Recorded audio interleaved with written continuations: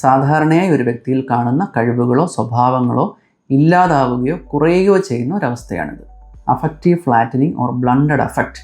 വികാരങ്ങൾ പ്രകടിപ്പിക്കാനുള്ള കഴിവ് കുറയുക, മുഖത്ത് ഭാവഭേദങ്ങൾ, ഇമോഷൻസ് ഇല്ലാതിരിക്കുക, സംസാരിക്കുമ്പോൾ ഒരേ സ്വരം നിലനിർത്തുക, സംസാരിക്കുമ്പോൾ ആംഗ്യങ്ങൾ ഉപയോഗിക്കാതിരിക്കുക,